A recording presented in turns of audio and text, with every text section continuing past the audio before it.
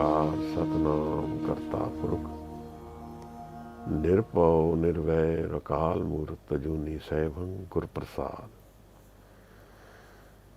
ਧੰਨ ਧੰਨ ਗੁਰੂ ਗ੍ਰੰਥ ਸਾਹਿਬ ਜੀ ਮਹਾਰਾਜ, ਧੰਨ ਧੰਨ ਗੁਰੂ ਗ੍ਰੰਥ ਸਾਹਿਬ ਜੀ ਮਹਾਰਾਜ, ਧੰਨ ਗੁਰੂ ਗੋਬਿੰਦ ਸਿੰਘ ਸਾਹਿਬ ਸੱਚੇ ਪਾਤਸ਼ਾਹ। ਨਦਰ ਕਰ ਦਿਓ ਮਹਾਰਾਜ,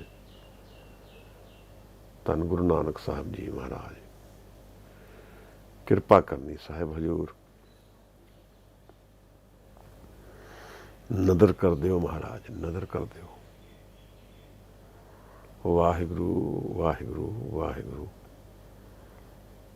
ਧੰਨ ਗੁਰੂ ਗੋਬਿੰਦ ਸਿੰਘ ਸਾਹਿਬ ਸੱਚੇ ਪਾਤਸ਼ਾਹ।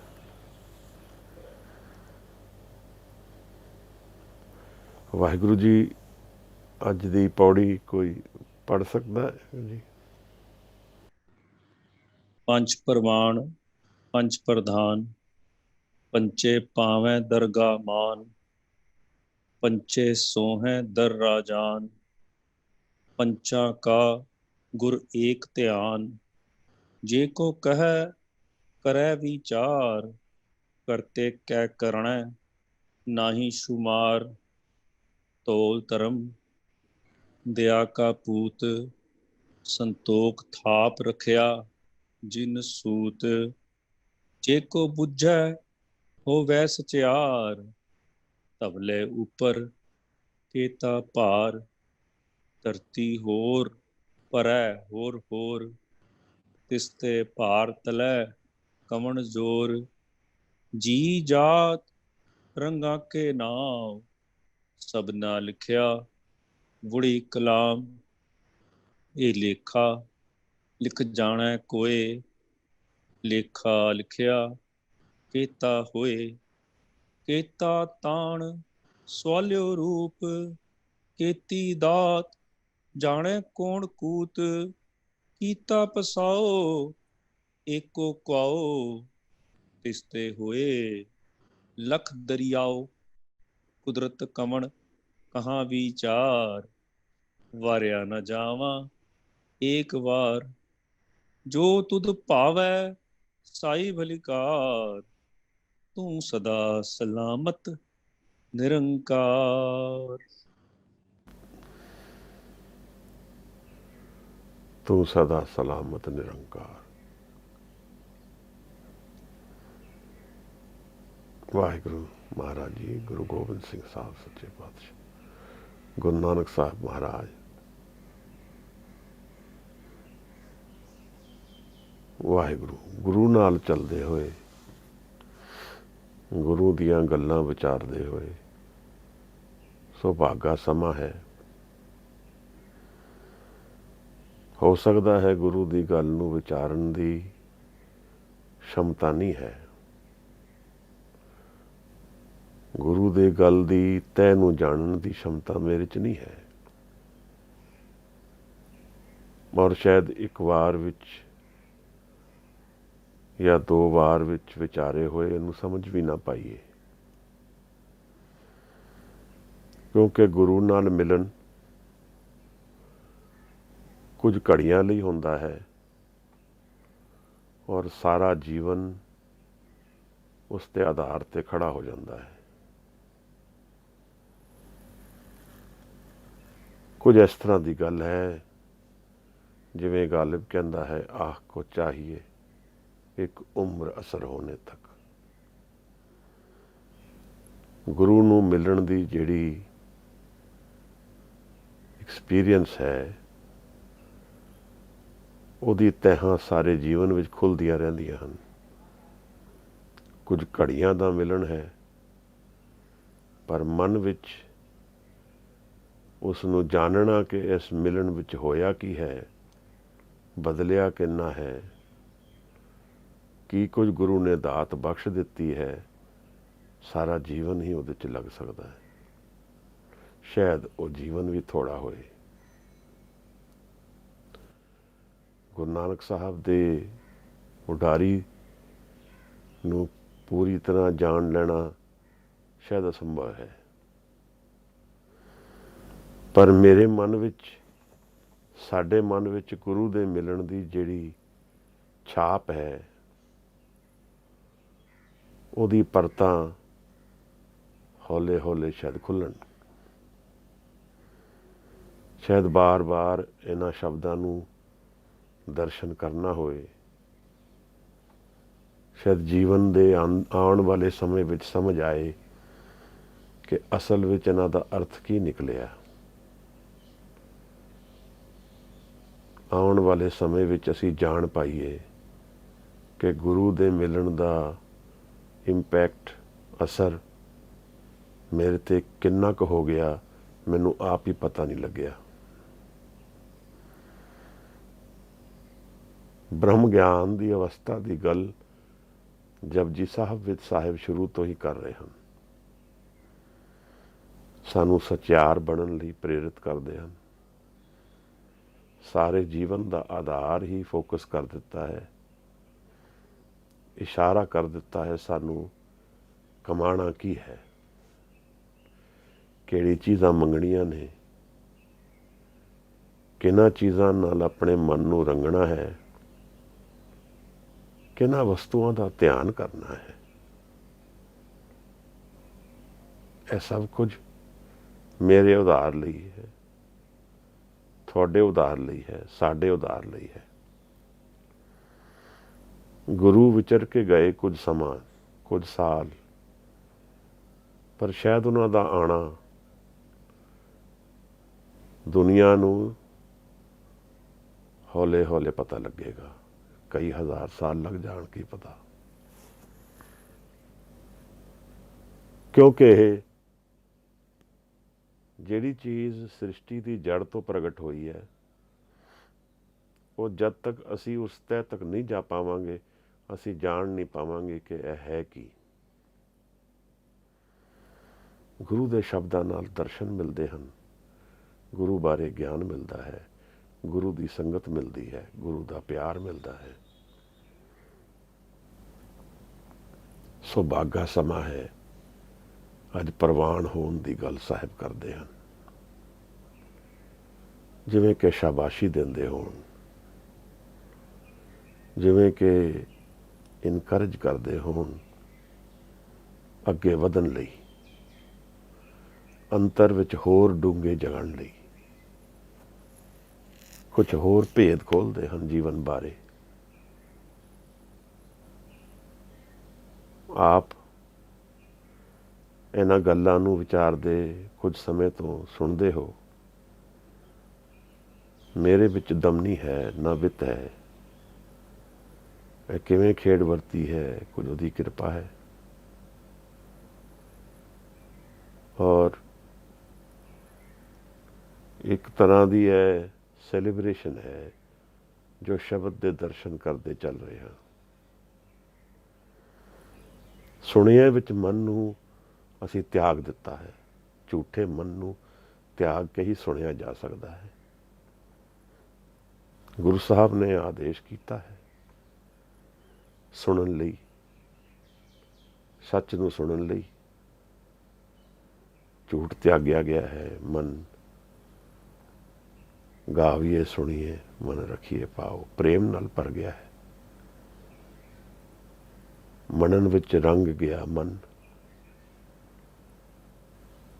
ਮੰਨਣ ਵਿੱਚ ਮਨ ਦੇ ਵਿੱਚ ਉਤਲੀਆਂ ਉਹ ਤਹਿਾਂ ਖੁੱਲ੍ਹ ਗਈਆਂ ਹਨ ਜਿਨ੍ਹਾਂ ਨਾਲ ਵਿਕਾਸ ਆਇਆ ਹੈ।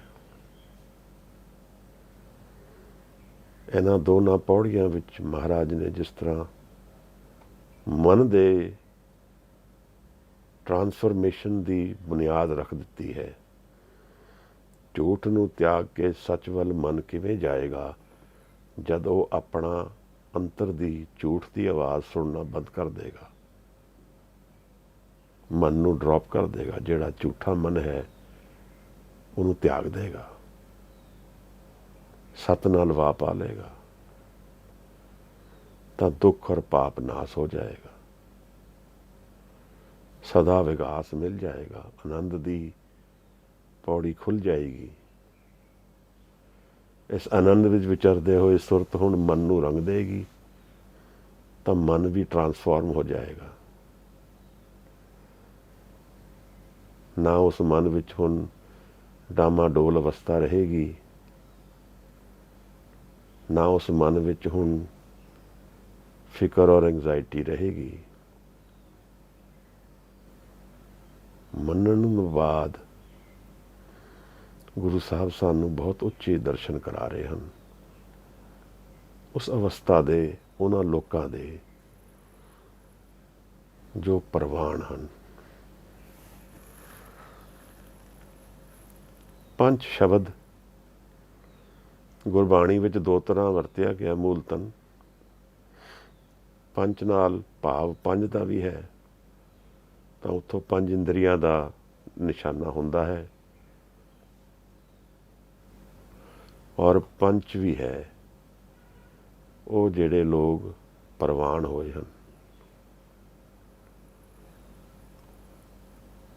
ਇਸ ਪੌੜੀ ਵਿੱਚ ਮੇਰੀ ਪਰਸਨਲ ਜੋ ਇਨਕਲੀਨੇਸ਼ਨ ਹੈ ਉਹ ਇੰਦਰੀਆਂ ਵੱਲ ਨਹੀਂ ਜਾ ਰਹੀ, ਕਿਉਂਕਿ ਧਿਆਨ ਦੀ ਗੱਲ ਜਦੋਂ ਕਰ ਰਹੇ ਹਨ ਤਾਂ ਇੰਦਰੀਆਂ ਵੱਲ ਧਿਆਨ ਕਰਨ ਦੀ ਸ਼ਮਤਾ ਨਹੀਂ ਹੈ। ਇੰਦਰੀਆਂ ਆਪਣੇ ਆਪ ਵਿੱਚ ਕੋਈ ਹੋਂਦ ਨਹੀਂ ਰੱਖਦੀਆਂ, ਮਨ ਹੋਂਦ ਰੱਖਦਾ ਹੈ। ਇਸ ਕਰਕੇ ਆਪ ਨੂੰ ਮੈਂ ਪੰਜ ਪ੍ਰਵਾਨ ਦੀ ਗੱਲ ਜਦੋਂ ਕਰਾਂਗਾ ਤਾਂ ਮੈਨੂੰ ਇਹ ਲੱਗਦਾ ਹੈ ਕਿ ਇਹ ਉਹਨਾਂ ਲੋਕਾਂ ਦੀ ਗੱਲ ਚੱਲਦੀ ਹੈ ਜਿਹੜੇ ਸਾਹਿਬ ਕਹਿੰਦੇ ਨੇ ਦਰਗਾਹ ਵਿੱਚ ਪ੍ਰਵਾਨ ਹੋ ਗਏ। ਦਰਗਾਹ ਵਿੱਚ, ਇਹ ਦਰਗਾਹ ਕਿੰਨਾ ਪਿਆਰਾ ਸ਼ਬਦ ਹੈ। ਸੱਤ ਦੇ ਸਮੇਂ ਵਿੱਚ, ਸੱਤ ਦੇ ਸਥਾਨ ਵਿੱਚ,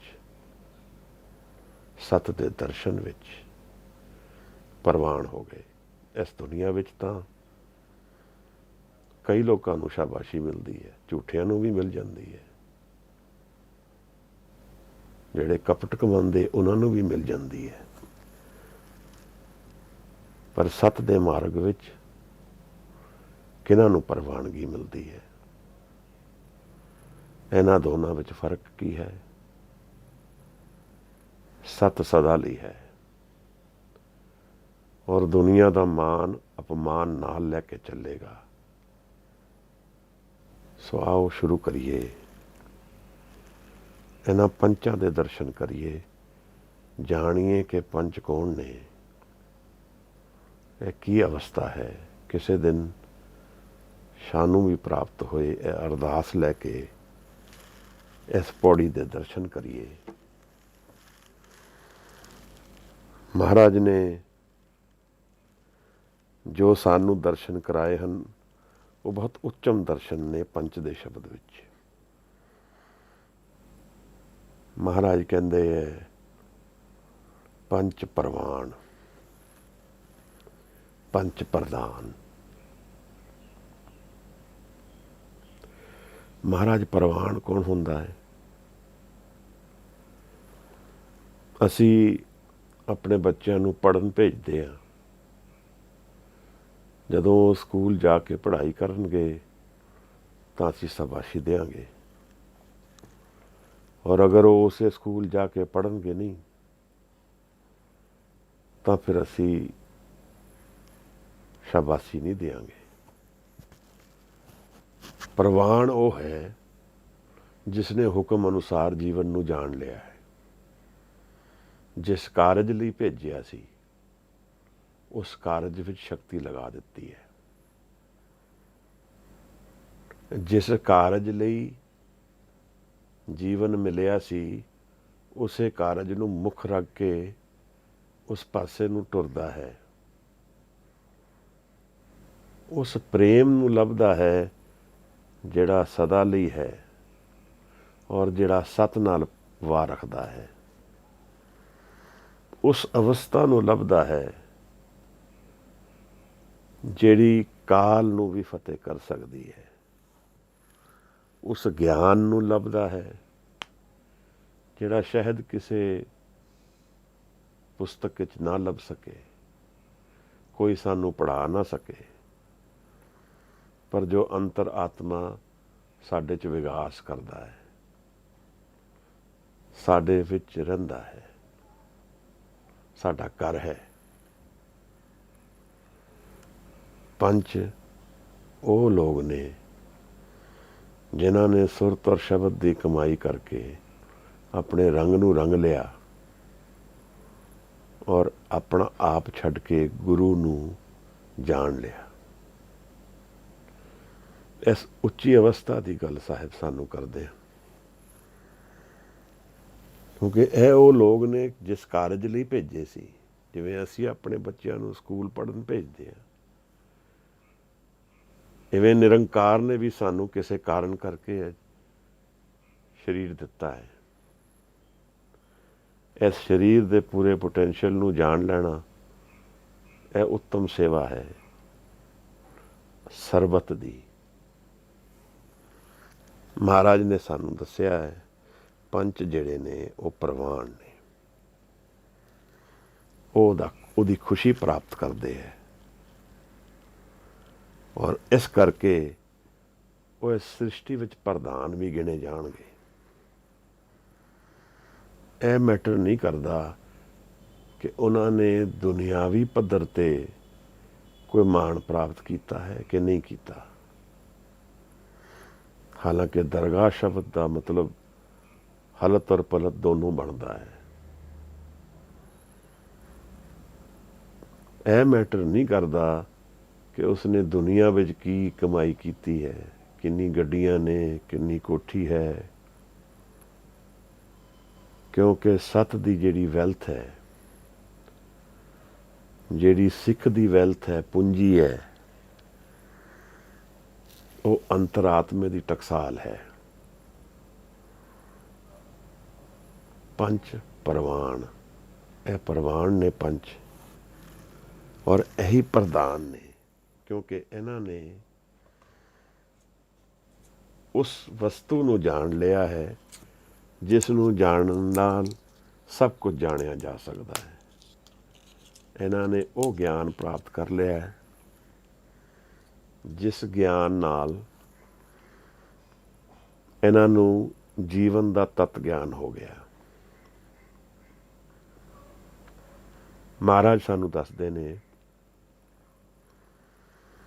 ਕਿ ਇਹ ਲੋਕ ਪ੍ਰਵਾਨ ਨੇ ਔਰ ਇਹੀ ਪ੍ਰਧਾਨ ਨੇ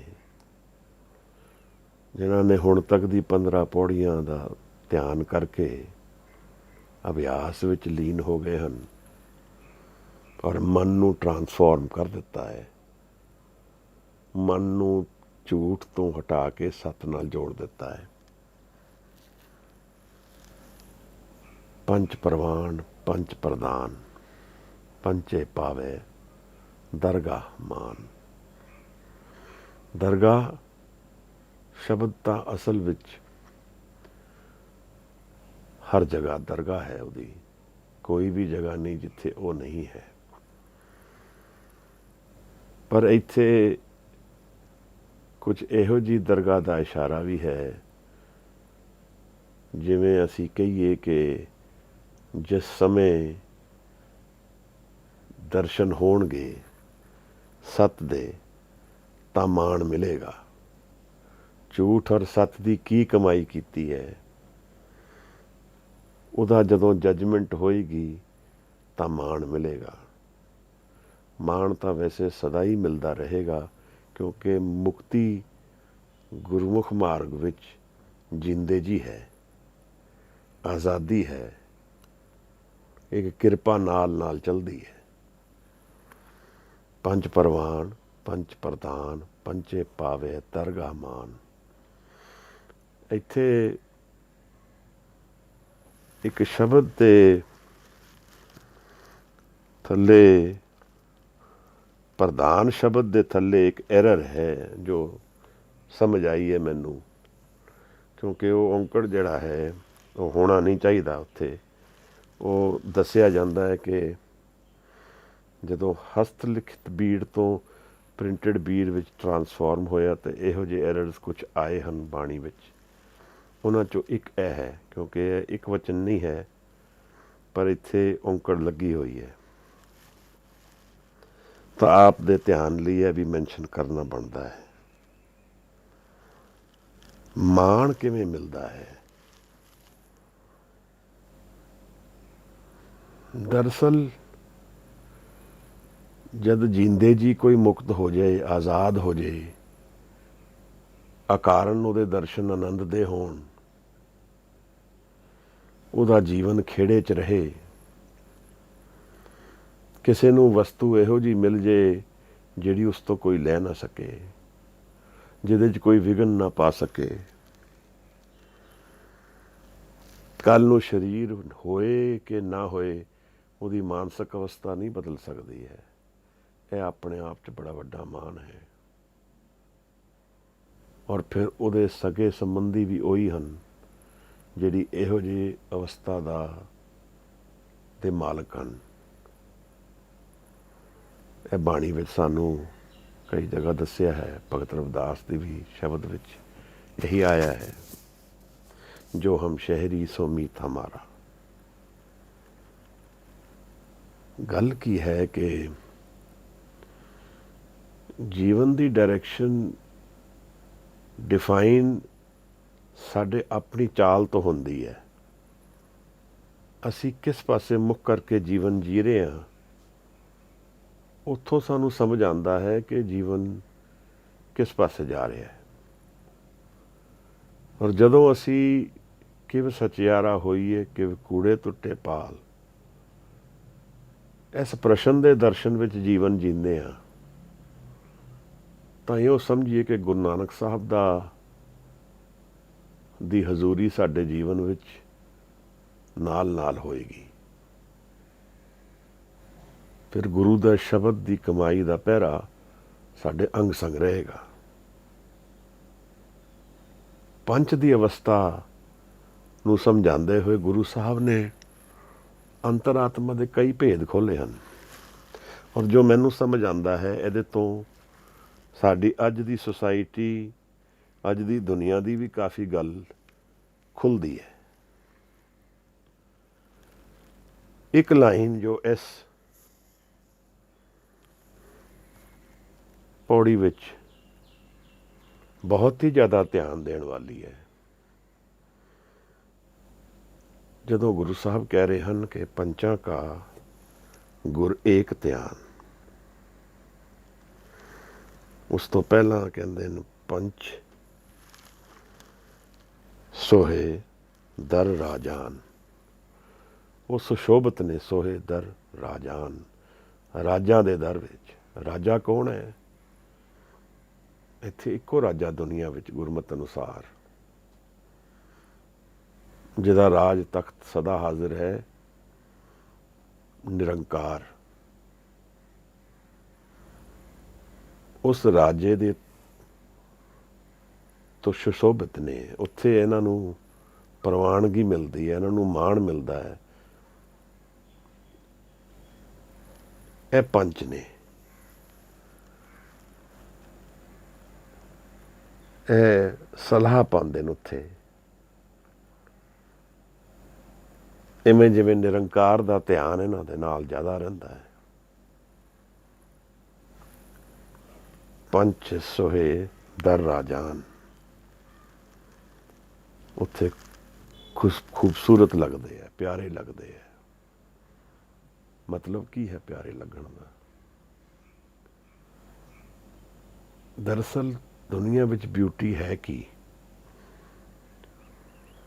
ਅਗਰ ਅਸੀਂ ਦੁਨੀਆ ਦੇ ਪੱਧਰ ਵਿੱਚ ਬਿਊਟੀ ਨੂੰ ਦੇਖਾਂਗੇ ਤੇ ਉਹ ਇੱਕ ਮੁਖੀ ਨਹੀਂ ਚੱਲੇਗੀ, ਉਹ ਦੁਐਤ ਵਿੱਚ ਚੱਲੇਗੀ।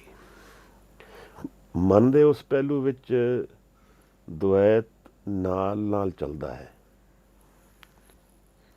ਪਰ ਜਦੋਂ ਸੱਤ ਵਿੱਚ ਅਸੀਂ ਬਿਊਟੀ ਕਹਿੰਦੇ ਹਾਂ, ਸੱਤ ਦੇ ਦਰਸ਼ਨ ਵਿੱਚ ਅਸੀਂ ਕਹਿੰਦੇ ਹਾਂ ਕਿ ਕੋਈ ਸੋਹਣੀ ਚੀਜ਼ ਹੈ, ਸ਼ੋਭਾ ਪਾਉਂਦਾ ਹੈ ਕੋਈ, ਤਾਂ ਉਹ ਨਿਰੰਕਾਰ ਦੀ ਜਿਹੜੇ ਗੁਣ ਨੇ ਉਹ ਪ੍ਰਗਟ ਨੇ ਉੱਥੇ। ਨਿਰੰਕਾਰ ਦਾ ਗੁਣ ਪ੍ਰੇਮ ਹੈ, ਆਨੰਦ ਹੈ, ਜੋਤ ਹੈ, ਅਨਹਦ ਨਾਦ ਹੈ। ਜਿਵੇਂ ਕੋਈ ਸੈਲੀਬ੍ਰੇਸ਼ਨ ਚੱਲ ਰਹੀ ਹੋਏ ਅੰਤਰਾਤਮਾ ਵਿੱਚ, ਇਹ ਲੋਕ ਸੋਭਦੇ ਨੇ, ਸੋਹਣੇ ਲੱਗਦੇ ਨੇ। ਪੰਚ ਸੋਹੇ ਦਰ ਰਾਜਾਨ, पंचे सोहे दर राजान, पंचा का गुर एक ध्यान।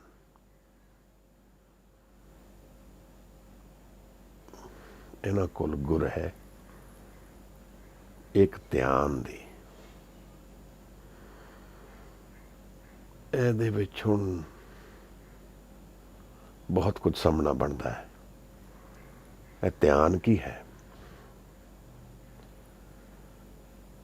ਦਰਅਸਲ ਇਸ ਧਿਆਨ ਬਾਰੇ ਜੋ ਆਪ ਨੂੰ ਮੈਂ ਬੇਨਤੀ ਕਰਾਂ ਕਿ ਮਨ ਦਾ ਜਿਹੜਾ ਅਸਲ ਉਹਦੀ ਨੈਚੁਰਲ ਸਟੇਟ ਹੈ ਉਹ ਧਿਆਨ ਅਸਤ ਹੈ, ਉਹ ਧਿਆਨ ਹੈ, ਉਹ ਇਕਾਗਰ ਹੈ, ਉਹ ਇੱਕ ਚਿੱਤ ਹੈ, ਡੁਐਲਿਟੀ 'ਚ ਨਹੀਂ ਹੈ। ਇਸੇ ਕਰਕੇ ਉੱਥੇ ਕਨਫਿਊਜ਼ਨ ਨਹੀਂ ਹੈ, ਕੌਨਫਲਿਕਟ ਨਹੀਂ ਹੈ ਔਰ ਉੱਥੇ ਕੋਈ ਡਿਵੀਜ਼ਨ ਨਹੀਂ ਹੈ। ਇਹ ਸਮਝਣਾ ਜ਼ਰੂਰੀ ਹੈ। ਜਿਸ ਮਨ ਦੀ ਅਵਸਥਾ ਨੂੰ ਮੈਂ ਜਾਣਦਾ ਹਾਂ ਉੱਥੇ ਡਿਵੀਜ਼ਨ ਹੈ, ਡਿਵਾਈਡਡ ਮਨ ਹੈ। ਉੱਥੇ ਚੰਗਾ ਮਾੜਾ ਨਾਲ ਨਾਲ ਚੱਲਦਾ ਹੈ।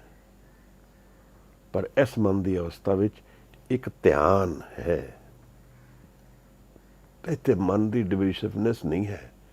ਤਾਂ ਇਸ ਕਰਕੇ ਇੱਥੇ ਕੌਨਫਲਿਕਟ ਨਹੀਂ ਹੈ, ਕਿਉਂਕਿ ਇਹਦਾ ਕੋਈ ਦੂਸਰਾ ਪਹਿਲੂ ਨਹੀਂ ਹੈ। ਇਹ ਇੱਕ ਮਨ ਦੀ ਇਹੋ ਜਿਹੀ ਅਵਸਥਾ ਹੈ ਜਿਸ ਨੂੰ ਮੇਰਾ ਜਾਣ ਲੈਣਾ ਬਹੁਤ ਜ਼ਰੂਰੀ ਹੈ। ਔਰ ਮੈਂ ਬੇਨਤੀ ਇਹ ਕਰਾਂਗਾ ਕਿ ਇੱਕ ਇਸ ਧਿਆਨ ਨੂੰ ਜਾਣ ਲੈਣਾ, ਇਸ ਧਿਆਨ ਨੂੰ ਕਮਾ ਲੈਣਾ ਬਹੁਤ ਹੀ ਇੰਪੋਰਟੈਂਟ ਸਬਜੈਕਟ ਹੈ। ਇਹਦੇ ਲਈ ਕੀ ਕਰਨਾ ਹੈ? ਦਰਅਸਲ ਝੂਠ ਨੂੰ ਤਿਆਗਣਾ ਹੈ ਵੈਸੇ ਤੇ, ਕਿਉਂਕਿ ਜਦ ਕਿਸੇ ਵਸਤੂ ਦੀ ਨੈਚੁਰਲ ਸਟੇਟ, ਜਿਸ ਤਰ੍ਹਾਂ ਮੈਂ ਆਪ ਨੂੰ ਕਹਾਂ ਕਿ ਲੋਹਾ ਜਿਹੜਾ ਹੈ ਉਹ ਗ੍ਰੇ ਕਲਰ ਦਾ ਦਿਖਦਾ ਹੈ,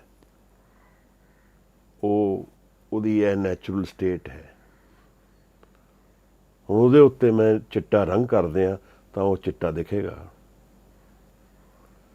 ਤਾਂ ਫਿਰ ਕੋਈ ਕਹੇ ਕਿ ਇਸ ਨੂੰ ਇਹਦੀ ਨੈਚੁਰਲ ਸਟੇਟ 'ਤੇ ਲਿਜਾਇਆ ਜਾਏ ਤਾਂ ਫਿਰ ਉਹ ਰੰਗ ਨੂੰ ਹਟਾਉਣਾ ਹੋਏਗਾ ਜਿਹੜਾ ਉੱਪਰ ਕੀਤਾ ਹੈ।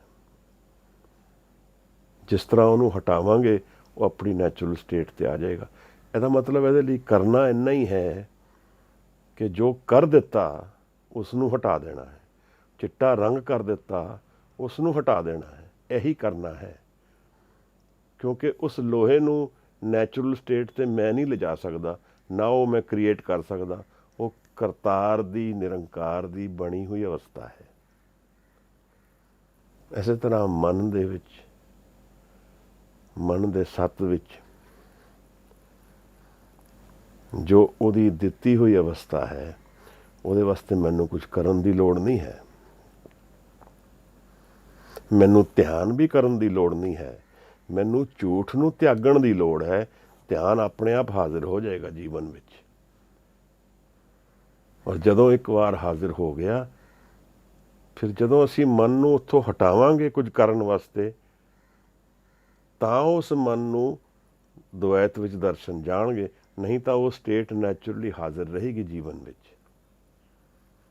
ਮੈਂ ਆਪ ਨੂੰ ਇਹ ਬੇਨਤੀ ਕਰ ਰਿਹਾ ਹਾਂ ਕਿ ਇਹ ਜਿਹੜੀ ਸਟੇਟ ਆਫ ਬੀਇੰਗ ਹੈ, ਜਿਹੜੀ ਅੰਤਰ-ਆਤਮਾ ਵਿੱਚ ਹਾਜ਼ਰ ਹੈ, ਇਸ ਨੂੰ ਜਾਣਨਾ ਹੈ। ਇਹਦੇ ਲਈ ਅਗਰ ਅਭਿਆਸ ਕਰਨ ਦੀ ਲੋੜ ਹੈ ਤਾਂ ਇੰਨੇ ਕਰਨ ਦੀ ਲੋੜ ਹੈ ਕਿ ਜੋ ਮੇਰੇ ਵਿਚਾਰ ਮੇਰੇ ਮਨ ਵਿੱਚ ਪਾਏ ਹੋਏ ਹੈ, ਇਹਨਾਂ ਨੂੰ ਗਿਰਨ ਦਈਏ। ਤਾਂ ਉਸ ਵਾਸਤੇ ਫਿਰ ਕੋਈ ਮੈਥਡ, ਟੈਕਨੀਕ ਹੋਏ ਜਾਂ ਨਾ ਹੋਏ, ਮੈਨੂੰ ਉਹਦੇ 'ਚ ਬਰਾਬਰੀ ਲੱਗਦਾ ਹੈ।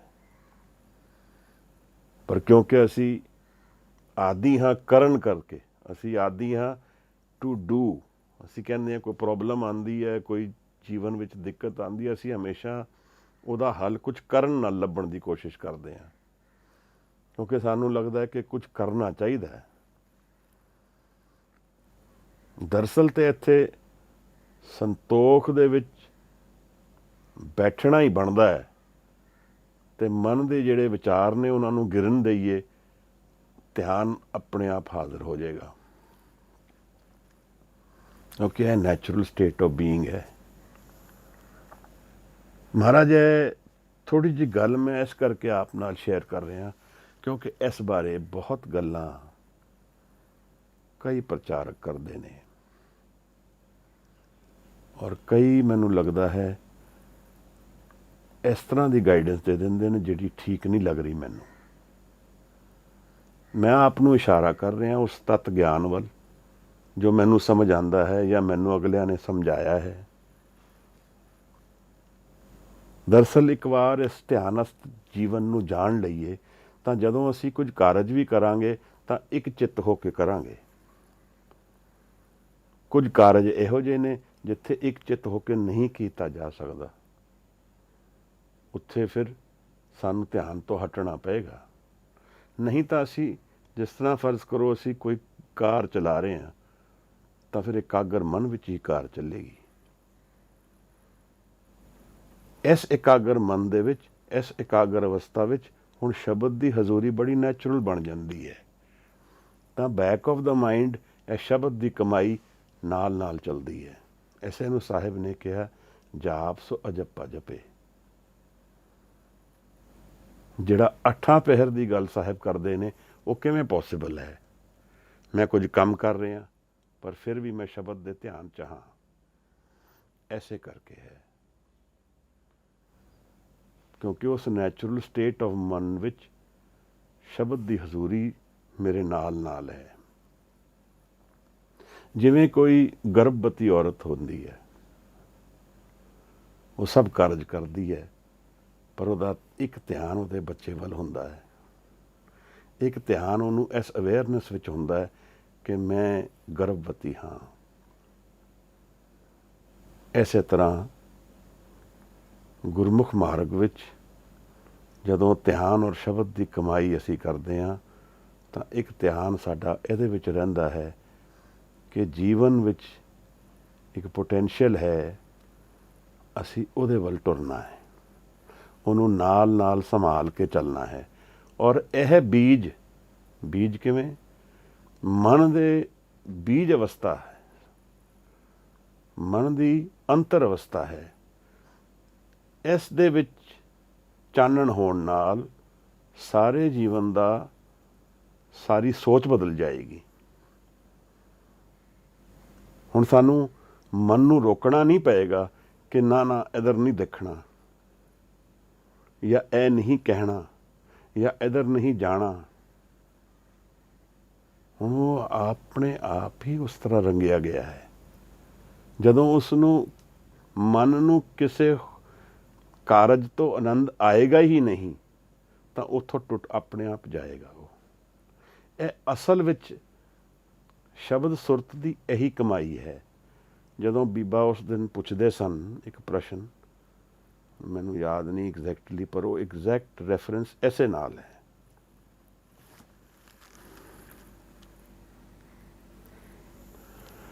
ਐਸੇ ਤੋਂ ਉਹ ਭਾਵ ਬਣਦਾ ਹੈ ਜੋ ਉਸ ਦਿਨ ਪੁੱਛਦੇ ਸੀ ਕਿ ਮੈਂ ਵਿਚਾਰ ਨਾਲ ਵਿਚਾਰ ਬਦਲਾਂ, ਸ਼ਬਦ ਦੇ ਵਿਚਾਰ ਤੋਂ ਵਿਚਾਰ ਬਦਲਾਂ। ਹਾਂ, ਇਹ ਵੀ ਹੋ ਸਕਦਾ, ਤੁਸੀਂ ਵਿਚਾਰ ਬਦਲ ਸਕਦੇ ਹੋ, ਪਰ ਉਹ ਬਹੁਤ ਸੁਪਰਫਿਸ਼ੀਅਲ ਫਿਨੋਮੀਨਾ ਹੈ। ਸ਼ਬਦ ਦੇ ਧਿਆਨ ਨਾਲ ਮਨ ਨੂੰ ਬਦਲ ਦਈਏ ਤਾਂ ਮਨ ਬਦਲ ਗਿਆ, ਤਾਂ ਮਨ ਦੀ ਜਿਹੜੀ ਵਿਚਾਰ ਵਾਲੀ ਅਵਸਥਾ ਹੈ ਉਹ ਵੀ ਬਦਲ ਗਈ ਹੈ। ਆਪ ਸਮਝ ਰਹੇ ਹੋ ਕਿ ਜਿਵੇਂ ਅਸੀਂ ਕੋਈ ਕਾਰਜ ਕਰਦੇ ਹਾਂ ਪਰ ਸਾਡਾ ਮਨ ਧਿਆਨ ਸ਼ਬਦ ਨਾਲ ਨਾਲ ਚੱਲ ਰਿਹਾ ਹੈ, ਤਾਂ ਉਹ ਸਾਡਾ ਗਾਈਡਿੰਗ ਪ੍ਰਿੰਸੀਪਲ ਬਣ ਗਿਆ, ਹੁਣ ਆਧਾਰ ਬਣ ਗਿਆ ਜੀਵਨ ਦਾ।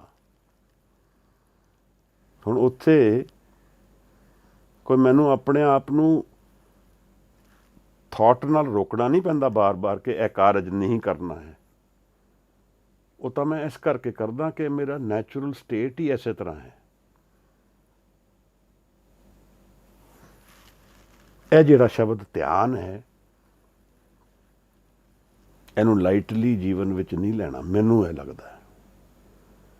ਬੁੱਧਿਜ਼ਮ ਵਿੱਚ ਵੀ ਧਿਆਨ ਨੂੰ ਬਹੁਤ ਇੰਪੋਰਟੈਂਸ ਦਿੱਤੀ ਹੈ। ਚੀਨ ਵਿੱਚ ਇਹਨੂੰ ਚੰਨ ਕਹਿੰਦੇ ਹੈ। ਔਰ ਜਦੋਂ ਇਹ ਜਾਪਾਨ ਪਹੁੰਚਿਆ ਤਾਂ ਇਹ ਜ਼ੈਨ ਹੋ ਗਿਆ। ਤੇ ਧਿਆਨ ਦੀ ਇਹਨਾਂ ਅਵਸਥਾ ਵਿੱਚ ਗੱਲ ਬੁੱਧ ਧਰਮ ਵਿੱਚ ਵੀ ਇੰਪੋਰਟੈਂਸ ਦਿੱਤੀ ਗਈ ਹੈ। ਔਰ ਧਿਆਨ ਦੀ ਪਹਿਲੂ ਵਿੱਚ ਥੋੜ੍ਹਾ ਜਿਹਾ ਮਿਸਲੀਡਿੰਗ ਵੀ ਬਹੁਤ ਹੈ, ਕਿਉਂਕਿ ਜਦੋਂ ਇਹਨੂੰ ਡਿਫਾਈਨ ਕਰਦੇ ਆ ਤੇ ਮੈਡੀਟੇਸ਼ਨ ਵਰਡ ਯੂਜ਼ ਕਰਦੇ। ਮੈਡੀਟੇਸ਼ਨ ਵਿੱਚ ਥੋੜ੍ਹੀ ਜਿਹੀ ਟੈਨਸ਼ਨ ਹੈ, ਔਰ ਇਸ ਨੂੰ ਕਰਨ ਲਈ ਇਸ ਤਰ੍ਹਾਂ ਦਾ ਭਾਵ ਦਿੱਤਾ ਜਾਂਦਾ ਹੈ ਕਿ ਇਸ ਨੂੰ ਅਸੀਂ ਕਮਾਉਣਾ ਹੈ। ਜਿਹੜੀ ਵਸਤੂ ਮੇਰੇ ਕੋਲ ਹਮੇਸ਼ਾ ਹੈ, ਮੇਰੀ ਅਸਲ ਵਿੱਚ ਅਸਲੀਅਤ ਹੈ, ਉਸ ਨੂੰ ਮੈਂ ਕਿਵੇਂ ਕਮਾਵਾਂਗਾ? ਉਹ ਤਾਂ ਮੇਰੇ ਨਾਲ ਹੀ ਹੈ। ਇਹ ਜਾਣਨਾ ਜ਼ਰੂਰੀ ਹੈ। ਮੈਂ ਇੱਕ ਵਾਰੀ ਮੈਨੂੰ ਕਿਸੇ ਨੇ ਕਈ ਸਾਲ ਪਹਿਲੇ ਪੁੱਛਿਆ ਕਿ ਟੀਚ ਮੀ ਮੈਡੀਟੇਸ਼ਨ, ਤਾਂ ਉਹਨੂੰ ਸਮਝ ਨਹੀਂ ਆਈ। ਮੈਂ ਉਹਨੂੰ ਕਿਹਾ ਕਿ ਕਿਸੇ ਪੇੜ ਨੂੰ ਅਸੀਂ ਸਿਖਾਉਂਦੇ ਹਾਂ ਕਿ ਸਾਹ ਕਿਵੇਂ ਲੈਣਾ ਹੈ। How can it be taught? You already know it. You have to drop that mind which is the hindrance. ਜਿਹੜੀ ਕੂੜ ਦੀ ਪਾਲ ਹੈ, ਇਸ ਨੂੰ ਅਸੀਂ ਛੱਡ ਦਈਏ ਤੇ ਉਹ ਅਸਲੀਅਤ ਦਾ ਧਿਆਨ ਰੂਪ ਸਾਡੇ ਸਾਹਮਣੇ ਆ ਜਾਏਗੀ। ਗੁਰੂ ਸਾਨੂੰ ਇਹੀ ਕਰਦਾ ਹੈ, ਪਰ ਇਹਦੇ ਲਈ ਥੋੜ੍ਹਾ ਅਭਿਆਸ ਕਰਨਾ ਹੁਣ ਬਣੇਗਾ। ਜਦੋਂ ਅਸੀਂ ਇਹ ਜਾਣਾਂਗੇ ਕਿ ਸਾਨੂੰ ਕੁਝ ਕਰਨ ਦੀ ਲੋੜ ਹੈ, ਤਾਂ ਉਤਰਨ ਵਾਸਤੇ ਸਾਨੂੰ ਕੁਝ ਮੈਥਡਸ ਵਰਤਣੇ ਪੈਣਗੇ, ਤਾਂ ਠੀਕ ਹੈ। ਜੋ ਇੰਪੋਰਟੈਂਟ ਚੀਜ਼ ਹੈ ਕਿ ਅਸੀਂ ਧਿਆਨ ਦੀ ਅਵਸਥਾ ਨੂੰ ਜਾਣ ਲਈਏ ਜੀਵਨ ਵਿੱਚ। ਜਿਹੜੀ ਇਹ ਗੱਲ ਸੰਗਤ ਦੀ ਵੀ ਹੈ, ਉਹਦੇ ਨਾਲ ਵੀ ਧਿਆਨ ਦਾ ਰਿਲੇਸ਼ਨ ਹੈ। ਜਿਹੜੀ ਕੀਰਤਨ ਦੀ ਗੱਲ ਹੈ, ਉਹਦੇ ਨਾਲ ਵੀ ਧਿਆਨ ਦਾ ਰਿਲੇਸ਼ਨ ਹੈ। ਧਿਆਨ ਤੇ ਵੈਸੇ ਜਿਸ ਕਾਰਜ ਨੂੰ ਅਸੀਂ ਅੱਛੀ ਤਰ੍ਹਾਂ ਕਰਨਾ ਹੈ, ਉਹਦੇ ਵਿੱਚ ਧਿਆਨ ਸਾਨੂੰ ਲਗਾਉਣਾ ਹੀ ਪਏਗਾ। ਬੇਧਿਆਨੇ ਅਸੀਂ ਕੁਝ ਕਾਰਜ ਕਰਾਂਗੇ ਤਾਂ ਕਿਵੇਂ ਕਰਾਂਗੇ? ਜੋ ਆਪ ਨੂੰ ਮੈਂ ਸਬਮਿਸ਼ਨ ਕਰਨਾ ਚਾਹੁੰਦਾ ਹਾਂ ਕਿ ਜਿਹੜੇ ਮਨ ਦੀ ਅਵਸਥਾ ਨੈਚੁਰਲੀ ਸਾਨੂੰ ਅਵੇਲੇਬਲ ਹੈ, ਉਹ ਧਿਆਨ ਹੈ। ਮਹਾਰਾਜ ਕਹਿੰਦੇ ਨੇ ਪੰਚਾਂ ਕਾ ਗੁਰ ਏਕ ਧਿਆਨ। ਉਹ ਇੱਕ ਦੇ ਧਿਆਨ ਵਿੱਚ ਹਨ। ਇੱਕ ਗੱਲ, ਇੱਕ ਉਹਨਾਂ ਨੂੰ ਧਿਆਨ ਹਾਜ਼ਰ ਹੈ, ਉਹਨਾਂ ਕੋਲ ਹੈ ਗੁਰ ਹੈ, ਉਹਨਾਂ ਕੋਲ ਹੈ ਗੁਣ ਹੈ, ਉਹਨਾਂ ਕੋਲ ਹੈ ਜੁਗਤੀ ਹੈ। ਔਰ ਇਸ ਧਿਆਨ ਦੀ ਸੇਜ ਤੇ ਹੀ ਸ਼ਬਦ ਹਾਜ਼ਰ ਹੋਏਗਾ। ਨਹੀਂ ਤਾਂ ਸ਼ਬਦ ਦੀ ਹਾਜ਼ਰੀ ਦਾ ਜੋ ਅਸਰ ਹੈ, ਉਹ ਜੀਵਨ ਵਿੱਚ ਨਹੀਂ ਸਮਝ ਆਏਗਾ। ਐਸੇ ਕਰਕੇ ਅਸੀਂ ਜਦੋਂ ਆਜੀਵਨ ਬਾਣੀ ਪੜ੍ਹ ਰਹੇ ਹਾਂ, ਪਰ ਬਾਣੀ ਦਾ ਅਸਰ ਕਿਉਂ ਨਹੀਂ ਹੋ ਪਾ ਰਿਹਾ? ਕਿਉਂਕਿ ਵੇਵਰਿੰਗ ਮਾਈਂਡ ਦੇ ਉੱਤੇ ਜਦੋਂ ਸ਼ਬਦ ਹਾਜ਼ਰ ਹੋ ਰਿਹਾ ਹੈ, ਤਾਂ ਉਹਦਾ ਇੰਪੈਕਟ ਨਹੀਂ ਆ ਰਿਹਾ। ਐਸੇ ਨੂੰ ਆਖਰੀ ਪੌੜੀ ਵਿੱਚ ਸਾਹਿਬ ਨੇ ਸਾਨੂੰ ਅਹਿਰਨ ਮਤ ਕਰਕੇ ਦੱਸਿਆ ਹੈ, ਸਟੇਬਲ ਮਾਈਂਡ। ਪਰ ਮੈਂ ਆਪ ਨੂੰ ਇਹ ਵੀ ਨਾਲ ਥੋੜ੍ਹਾ ਜਿਹਾ ਫੋਰਵਾਰਨ ਕਰਾਂ, ਇਹ ਪ੍ਰੈਸ਼ਰ ਵਿੱਚ ਨਹੀਂ ਕਰਨਾ ਹੈ, ਸਹਿਜ ਵਿੱਚ ਕਰਨਾ ਹੈ। ਅਸੀਂ ਇਹਦੇ ਕਰਕੇ ਟੈਨਸ਼ਨ ਨਹੀਂ ਪਾਲ ਲੈਣੀ, ਫਿਕਰ ਨਹੀਂ ਕਰ ਲੈਣੀ। ਅਸੀਂ ਇਹਨੂੰ ਹੋਣ ਦੇਣਾ ਹੈ। ਕੇਵਲ ਆਪਣੇ ਵਿਚਾਰਾਂ ਨੂੰ ਦੇਖਣਾ ਸ਼ੁਰੂ ਕਰਨਾ ਹੈ ਕਿ ਮੇਰੇ ਵਿਚਾਰ ਕੀ ਨੇ, ਇਹਨਾਂ ਨੂੰ ਜਾਣ ਦੇਈਏ। ਔਰ ਇਹਦੇ ਲਈ ਅਗਰ ਬੈਠਣਾ ਪਏ ਤਾਂ ਕੁਝ ਸਮਾਂ ਬੈਠੀਏ, ਕਿਉਂਕਿ ਇੱਕ ਵਾਰ ਕਮਾ ਲਿਆ ਫਿਰ ਬੈਠਣ ਦੀ ਲੋੜ ਨਹੀਂ ਹੈ। ਲੋੜ ਹੈ ਵੀ ਤਾਂ ਜਦੋਂ ਮਨ ਕਰੇ। ਇਹ ਗੁਰਮਤ ਵਿੱਚ ਹੁਣ ਕੁਝ ਗੱਲ ਚੱਲ ਪਈ ਹੈ ਕਿ ਬੈਠਦੇ ਕਿਉਂ ਨੇ, ਧਿਆਨ ਕਿਉਂ ਲਗਾਉਂਦੇ ਨੇ। ਮੈਂ ਆਪ ਨੂੰ ਇਸ ਕਰਕੇ ਪ੍ਰੇਰ ਰਿਹਾ ਕਿ ਸਾਨੂੰ ਗੋਲ ਵੱਲ ਧਿਆਨ ਕਰਨਾ ਹੈ। ਅਗਰ ਬੈਠਣ ਨਾਲ ਹੋਏ ਤਾਂ ਜ਼ਰੂਰ ਬੈਠ ਕੇ ਕਰੀਏ। ਔਰ ਮੈਨੂੰ ਲੱਗਦਾ ਸ਼ੁਰੂ ਵਿੱਚ ਬੈਠਣਾ ਪਏਗਾ ਜਾਂ ਫਿਰ ਸੰਗਤ ਕਰਨੀ ਪਏਗੀ। ਵੈਸੇ ਤਾਂ ਅਸੀਂ ਸੇਵਾ ਵਿੱਚ ਵੀ ਧਿਆਨ ਕਮਾ ਸਕਦੇ ਹਾਂ, ਪਰ ਉਹਦੇ ਵਿੱਚ ਫਿਰ ਸੰਗਤ ਨਹੀਂ ਲੱਭਣੀ ਸਾਨੂੰ। ਡਿਸਟਰੈਕਸ਼ਨ ਰਹੇਗੀ ਮਨ ਦੇ ਵਿੱਚ। ਜਿਸ ਕਾਰਜ ਨੂੰ ਕਰਦੇ ਕਰਦੇ ਜ਼ਿਆਦਾ ਥਾਟ ਦੀ ਲੋੜ ਨਹੀਂ ਪੈਂਦੀ। ਜ਼ਿਆਦਾ ਸੋਚ ਦੀ ਲੋੜ ਨਹੀਂ ਪੈਂਦੀ। ਉਹ ਧਿਆਨ ਸਾਨੂੰ ਧਿਆਨ ਵੱਲ ਲਿਜਾ ਸਕਦੇ ਨੇ। ਬਰਤਨ ਮਾਂਜ ਲੈਣੇ, ਜੋੜੇ ਸਾਫ਼ ਕਰ ਲੈਣੇ, ਝਾੜੂ ਦੇ ਦੇਣਾ, ਇਹਨਾਂ ਦਾ ਰੈਪੀਟੇਟਿਵ ਕਰਨਾ ਸੋਚ ਨੂੰ ਘੇਰ ਦਿੰਦਾ, ਹੌਲੇ ਹੌਲੇ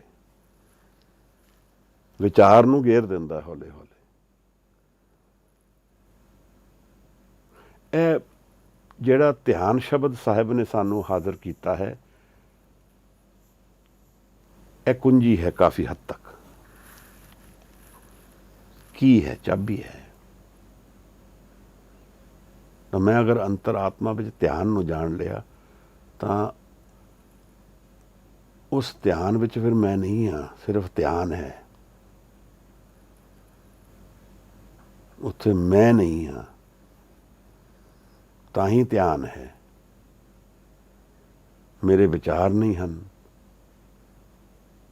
ਤਾਂ ਸਾਹਿਬ ਸਾਨੂੰ ਦੱਸਦੇ ਨੇ, ਪੰਚਾਂ ਕਾ ਗੁਰ ਏਕ ਧਿਆਨ।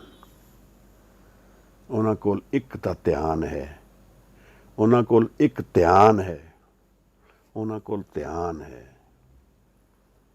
ਉਹ ਇਕਾਗਰ ਨੇ, ਸੁਰਤ ਕਰਕੇ ਹਜ਼ੂਰੀ ਹੈ ਉਹਨਾਂ ਦੇ ਜੀਵਨ ਵਿੱਚ। ਐਸੇ ਕਰਕੇ ਹਜ਼ੂਰੀ ਹੈ ਕਿਉਂਕਿ ਮਨ ਇਕਾਗਰ ਹੈ ਪੂਰੀ ਤਰ੍ਹਾਂ। ਜਿਹੜਾ ਕਾਰਜ ਕਰਨਗੇ ਪੂਰਾ ਕਰਨਗੇ।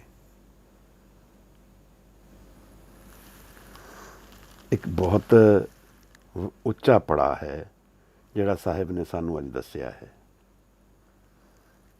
ਪੰਚਾਂ ਕਾ ਗੁਰ ਏਕ ਧਿਆਨ, ਜੇ ਕੋ ਕਹੇ करे विचार, करते के करने नहीं शुमार। ਇਹਨੂੰ ਸ਼ੁਮਾਰ ਪੜਾਂਗੇ, ਸ਼ੁਮਾਰ, ਬੇਸ਼ੁਮਾਰ। ਜੇ ਕੋਈ ਕਹਿੰਦਾ ਹੈ, ਕਰਦਾ ਹੈ, ਵਿਚਾਰ ਕਰਦਾ ਉਹਦੇ ਬਾਰੇ। ਹੁਣ ਮਹਾਰਾਜ ਸਾਨੂੰ ਕਿਧਰੇ ਹੋਰ ਲਿਜਾ ਰਹੇ ਹਨ। ਇਹ ਜਿਹੜੀਆਂ ਦੋ ਪੰਕਤੀਆਂ ਪੰਚਾਂ ਦੀ ਕੀਤੀਆਂ ਨੇ, ਇਹ ਬਹੁਤ ਉੱਤਮ ਉਡਾਰੀ ਦੀ ਗੱਲ ਸਾਹਿਬ ਕਰ ਰਹੇ ਹਨ। ਪਰ ਹੁਣ ਉਹ ਕਿਧਰੇ ਨਵੀਂ ਜਗ੍ਹਾ ਲਿਜਾ ਕੇ ਕੁਝ ਸਾਨੂੰ ਹੋਰ ਸਮਝਾਉਣਾ ਚਾਹੁੰਦੇ ਹਨ।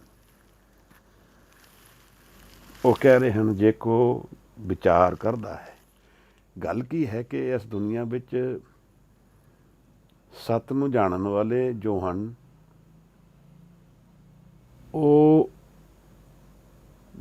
ਕਿਸ ਤਰ੍ਹਾਂ ਜੱਜ ਕਰੇਗਾ ਕੋਈ ਕਿ ਉਹ ਜਾਣਦੇ ਨੇ ਕਿ ਨਹੀਂ ਜਾਣਦੇ।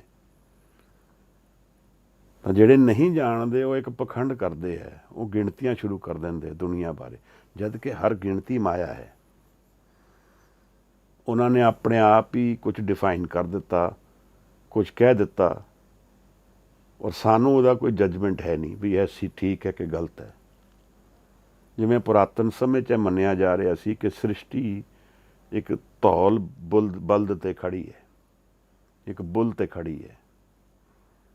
ਬੁੱਲ ਦਾ ਭਾਵ ਮੈਨੂੰ ਨਹੀਂ ਸਮਝ ਆਇਆ। ਹੋ ਸਕਦਾ ਗਾਂ ਹਮਾਰੀ ਮਾਤਾ ਗਾਂ ਮੰਨੀ ਜਾਂਦੀ ਹੈ ਅਤੇ ਬਲਦ ਫਿਰ ਇੱਥੇ ਖੜਾ ਹੋ ਗਿਆ। ਓਕੇ, ਤਾਂ ਮਹਾਰਾਜ ਇਸ ਗੱਲ ਨੂੰ ਖੋਲ੍ਹਦੇ ਹੈ ਇੱਥੇ। ਤਾਂ ਉਹ ਕਹਿ ਰਹੇ ਨੇ ਕਿ ਕੋਈ ਵਿਚਾਰ ਕਰਦਾ ਹੈ, ਜੇ ਕੋ ਕਹੇ ਕਰੇ ਵਿਚਾਰ, ਕਰਤੇ ਕੇ ਕਰਨੇ ਨਹੀਂ ਸ਼ੁਮਾਰ। ਉਹਦੇ ਕਰਨ ਦੀ ਜੋ ਗਿਣਤੀ ਨਹੀਂ ਕੋਈ ਕਰ ਸਕਦਾ। ਇਹਦਾ ਕੀ ਭਾਵ ਹੈ? ਤਾਂ ਮਹਾਰਾਜ ਖੋਲ੍ਹਦੇ ਗੱਲ ਨੂੰ। ਧੌਲ ਧਰਮ,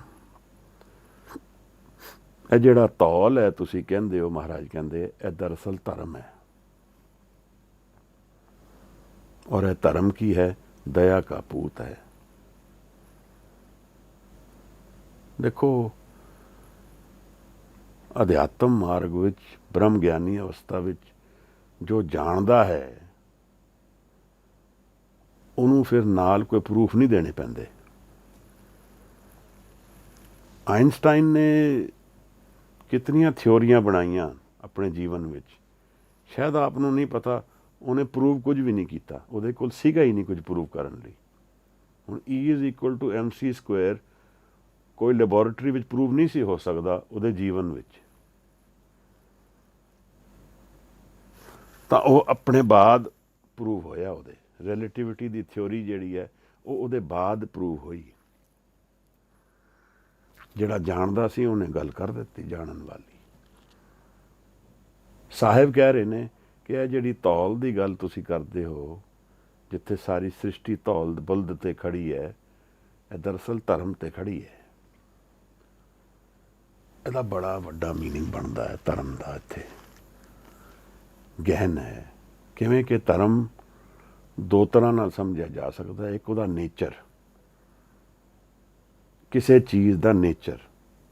ਲੱਕੜੀ ਦਾ ਇੱਕ ਨੇਚਰ ਹੈ, ਲੋਹੇ ਦਾ ਇੱਕ ਨੇਚਰ ਹੈ, ਕੋਲੇ ਦਾ ਇੱਕ ਨੇਚਰ ਹੈ, ਪੱਥਰ ਦਾ ਇੱਕ ਨੇਚਰ ਹੈ। ਨੇਚਰ ਉਹਦੀ ਕੁਆਲਿਟੀਜ਼, ਉਹਦੀ ਇਨਹੈਰੈਂਟ ਕੁਆਲਿਟੀਜ਼।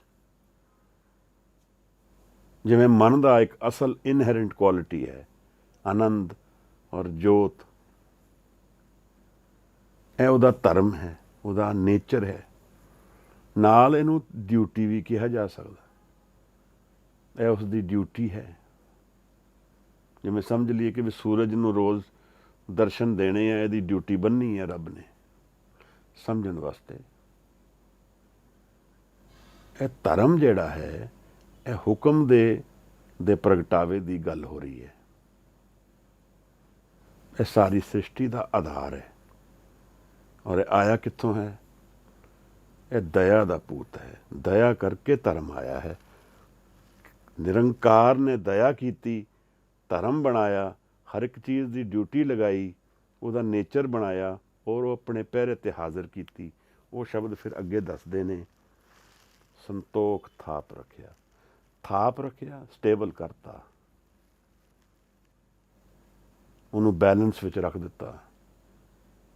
ਜਿਹੜੀ ਚੀਜ਼ ਸੰਤੋਖ ਵਿੱਚ ਹੈ ਉਹ ਬੈਲੈਂਸ ਵਿੱਚ ਹੈ, ਉਹ ਥਿਰ ਹੈ। ਹੁਣ ਉਹ ਥਾਪੀ ਗਈ। ਇਸ ਤਰ੍ਹਾਂ ਸਾਰੀ ਸ੍ਰਿਸ਼ਟੀ ਥਾਪੀ ਗਈ। ਸੰਤੋਖ ਥਾਪ ਰੱਖਿਆ ਜਿਨ ਸੂਤ। ਇੱਕ ਸੂਤਰ ਵਿੱਚ, ਸੂਤਰ ਜਿਵੇਂ ਕੰਟੀਨਿਊਮ ਵਿੱਚ, ਜਿਵੇਂ ਹਾਰ ਦੇ ਵਿੱਚ ਧਾਗਾ ਪਿਰੋ ਦਿੰਦੇ ਆ ਇੱਕ ਸੂਤਰ ਵਿੱਚ, ਐਵੇਂ ਸਾਰਾ ਕੁਝ ਕਨੈਕਟਿਡ ਹੈ। ਸਾਰੀ ਸ੍ਰਿਸ਼ਟੀ ਆਪਸ ਵਿੱਚ ਕਨੈਕਟਿਡ ਹੈ।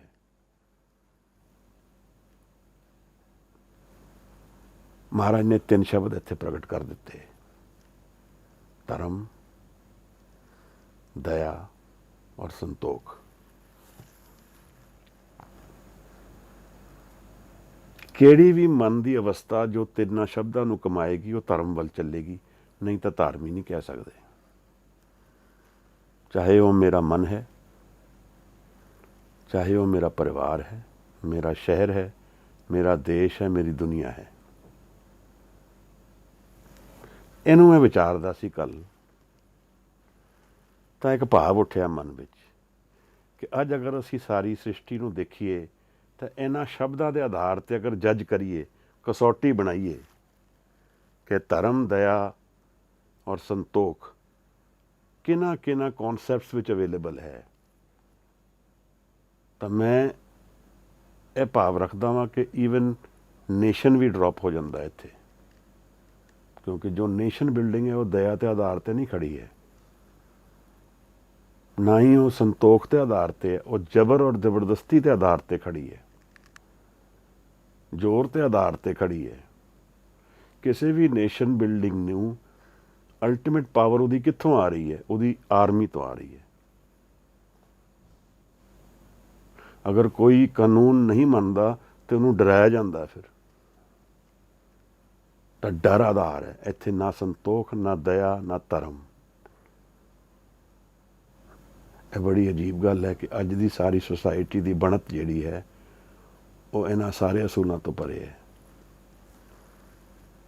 ਤਾਂ ਅਸੀਂ ਇਹ ਦੇਖ ਰਹੇ ਹਾਂ ਕਿ ਆਹ ਹਾਲ ਕੀ ਹੈ ਦੁਨੀਆ ਦਾ। ਇਸ ਨੂੰ ਅਸੀਂ ਧਰਮੀ ਲੋਕਾਂ ਨਾਲ ਵੀ ਵਾਹ ਪਾ ਕੇ ਦੇਖ ਸਕਦੇ ਹਾਂ, ਕਿਉਂਕਿ ਧਰਮ ਨੂੰ ਵੀ ਮਿਸਯੂਜ਼ ਕੀਤਾ ਹੈ ਦੁਨੀਆ ਨੇ। ਜਿਵੇਂ ਉਸ ਦਿਨ ਵੀਰ ਪੁੱਛਦੇ ਸੀ ਮੈਨੂੰ ਕਿ organised religion is verse of. ਬਿਲਕੁਲ ਉਹਦੇ ਵਿੱਚ ਕੋਈ ਦੋ ਰਾਏ ਨਹੀਂ ਹੈ, ਕਿਉਂਕਿ ਜਦੋਂ ਧਰਮ ਨੂੰ ਮੈਂ ਦਇਆ ਔਰ ਸੰਤੋਖ ਨਾਲ ਨਹੀਂ ਜੋੜਾਂਗਾ, ਈਗੋ ਨਾਲ ਜੋੜਾਂਗਾ, ਤਾਂ ਉਹ ਫਿਰ ਧਰਮ ਨਹੀਂ ਰਿਹਾ। ਆਪ ਸਮਝ ਰਹੇ ਹੋ? ਮੈਂ ਜਦੋਂ ਧਰਮ ਦੀ ਈਗੋ ਦੀ ਬੁਨਿਆਦ ਤੇ ਧਰਮ ਖੜਾ ਕੀਤਾ, ਮੈਂ ਸਿੱਖ ਹਾਂ, ਇਸ ਦੀ ਬੁਨਿਆਦ ਦਇਆ, ਧਰਮ ਔਰ ਸੰਤੋਖ ਤੇ ਨਹੀਂ ਖੜੀ ਹੈ, ਪਰ ਮੈਂ ਸਿੱਖਾਂ ਤੇ ਖੜੀ ਹੈ, ਤਾਂ ਹੰਕਾਰ ਤੇ ਖੜੀ ਹੈ। ਤਾਂ ਫਿਰ ਮੈਂ ਡਿਵੀਜ਼ਨ ਕਰਨਾ ਸਿੱਖਾਂਗਾ, ਇੱਥੋਂ ਡਿਵਾਈਡ ਕਰਾਂਗਾ ਸੁਸਾਇਟੀ ਨੂੰ, ਕਿਉਂਕਿ ਮੈਂ ਸਿੱਖਾਂ ਤੇ ਮੈਨੂੰ ਆਪਣੇ ਆਪ ਨੂੰ ਲਗਾਤਾਰ ਇਹ ਪ੍ਰੂਵ ਕਰਨਾ ਪਏਗਾ ਕਿ ਮੈਂ ਹਿੰਦੂ ਨਹੀਂ ਹਾਂ, ਮੈਂ ਕ੍ਰਿਸਚਨ ਨਹੀਂ ਹਾਂ, ਮੈਂ ਬੌਧ ਨਹੀਂ ਹਾਂ, ਮੈਂ ਫਲਾਣਾ। ਇਹੀ ਮੈਂ ਦੀਵਾਰਾਂ ਹੀ ਖੜਾ ਕਰਦਾ ਰਹਾਂਗਾ। ਇਹ ਅਸਲ ਧਰਮ ਨਹੀਂ ਹੈ। ਕਿਸੇ ਵੀ ਧਾਰਮਿਕ ਧਰਮ ਦੀ ਕਮਾਈ ਵਾਸਤੇ ਇਹ ਤਿੰਨਾਂ ਅਵਸਥਾ ਨੂੰ ਬੁਨਿਆਦੀ ਤੌਰ ਤੇ ਫਾਊਂਡੇਸ਼ਨ ਰੱਖਣਾ ਪਏਗਾ, ਨਹੀਂ ਤਾਂ ਉਹ ਧਰਮ ਹੀ ਨਹੀਂ ਹੈ। ਇਨਸਾਨ ਉਹ ਧਰਮ ਕਹਾਉਣ ਵਾਲਾ ਵੀ ਧਰਮ ਹੀ ਨਹੀਂ ਹੈ। ਫਿਰ ਉਹ ਜਿਹੜੀ ਦੀਵਾਰਾਂ ਖੜੀ ਕਰਾਂਗੇ ਅਸੀਂ, ਉਹ ਪ੍ਰੇਮ ਦੇ ਆਧਾਰ ਤੇ ਨਹੀਂ ਹੋਣਗੀਆਂ। ਉਹਦੇ ਵਿੱਚ ਕੋਈ ਬੈਲੈਂਸ ਨਹੀਂ ਹੋਏਗਾ, ਉਹਦੇ ਵਿੱਚ ਕੋਈ ਧਰਮ ਹੀ ਨਹੀਂ ਹੋਏਗਾ। ਤਾਂ ਜਦੋਂ ਮੇਰਾ ਮਨ ਦਾ ਆਧਾਰ ਧਰਮ, ਦਇਆ ਔਰ ਸੰਤੋਖ ਬਣੇਗਾ, ਤਾਂ ਮਨ ਧਰਮੀ ਬਣ ਸਕਦਾ ਹੈ, ਤਾਂ ਉਹ ਧਰਮ ਵੱਲ ਜਾ ਸਕਦਾ ਹੈ। ਇਹ ਸਾਹਿਬ ਸਾਨੂੰ ਆਦੇਸ਼ ਕਰ ਰਹੇ ਨੇ ਕਿ ਇਹ ਦੁਨੀਆ ਦਾ ਪੂਰੀ ਫਾਊਂਡੇਸ਼ਨ ਹੀ ਇਹ ਹੈ ਅਸਲ ਵਿੱਚ। ਤਾਂ ਜਦੋਂ ਅਸੀਂ ਕੋਈ ਕਾਨੂੰਨ ਇਨ ਕੌਨਫਲਿਕਟ ਵਿਦ ਫਾਊਂਡੇਸ਼ਨ ਬਣਾ ਦਈਏ, ਤਾਂ ਫਿਰ ਉਹਦੇ ਵਿੱਚ ਕੌਨਫਲਿਕਟ ਅਸੀਂ ਖੜਾ ਕਰ ਦਿੱਤਾ ਹੈ। ਹੁਣ ਪ੍ਰਗਟ ਹੋਣ ਦੀ ਦੇਰ ਹੈ। ਤਾਂ ਤੁਸੀਂ ਇਹ ਦੇਖੋਗੇ ਕਿ ਫਿਰ ਇਹ ਮਿਸਯੂਜ਼ ਹੋ ਰਹੀ ਹੈ ਚੀਜ਼, ਉੱਥੇ ਜ਼ਬਰਦਸਤੀ ਚੱਲਦੀ ਹੈ, ਜ਼ੋਰ ਚੱਲਦਾ ਹੈ। ਐਸੇ ਕਰਕੇ ਅੱਜ ਦੀ ਜੋ ਬਣਤ ਹੈ ਸੁਸਾਇਟੀ ਦੀ, ਅੱਜ ਦੀ ਜੋ ਬਣਤ ਹੈ ਦੁਨੀਆ ਦੀ, ਉਹਦੇ ਸਗਲ ਜਮਾਤ ਦੀ ਗੱਲ ਨਹੀਂ ਚੱਲਦੀ ਹੈ। ਉੱਥੇ ਡਿਵੀਜ਼ਨ ਦੀ ਗੱਲ ਚੱਲਦੀ ਹੈ। ਉੱਥੇ ਜਿਨ੍ਹਾਂ ਲੋਕਾਂ ਨੂੰ ਸੁਸਾਇਟੀ ਨੂੰ ਡਿਵਾਈਡ ਕਰਨਾ, ਉਹ ਫਾਇਦਾ ਉਠਾ ਰਹੇ ਨੇ, ਕਿਉਂਕਿ ਸਾਡੇ ਮਨ ਵੀ ਉਸੇ ਤਰ੍ਹਾਂ ਦੀ ਬਣਤ ਰੱਖਦੇ ਨੇ। ਤਾਂ ਉਹਨਾਂ ਦੇ ਜਿਹੜੇ ਕਰਮ ਨੇ, ਜਿਹੜਾ ਡਿਵਾਈਡ ਕਰ ਰਿਹਾ ਹੈ, ਉਸ ਤੋਂ ਮੈਂ ਆਪਣੇ ਆਪ ਨੂੰ ਡਿਫਾਈਨ ਕਰ ਸਕਦਾ। ਡੂ ਆਈ ਐਗਰੀ ਔਰ ਨੋਟ ਐਗਰੀ। ਜੇ ਮੈਂ ਡਿਸਐਗਰੀ ਕਰਦਾ ਤਾਂ ਫਿਰ ਮੈਂ ਧਰਮ ਵੱਲ ਚੱਲਾਂਗਾ ਹੀ ਚੱਲਾਂਗਾ। ਇਹ ਡਿਫਾਈਨਿੰਗ ਮੂਮੈਂਟਸ ਹੁੰਦੀਆਂ ਜੀਵਨ ਦੀਆਂ। ਮੇਰੇ ਸਾਹਮਣੇ ਇੱਕ ਅਵਸਥਾ ਪੇਸ਼ ਹੋਈ, ਮੈਂ ਉਹਦੇ ਨਾਲ ਐਗਰੀ ਕਰ ਗਿਆ ਤਾਂ ਉਸ ਵਰਗਾ ਹੋ ਗਿਆ, ਡਿਸਐਗਰੀ ਕਰ ਗਿਆ ਤਾਂ ਉਸ ਦੇ ਆਪੋਜ਼ਿਟ ਵਰਗਾ ਹੋ ਗਿਆ।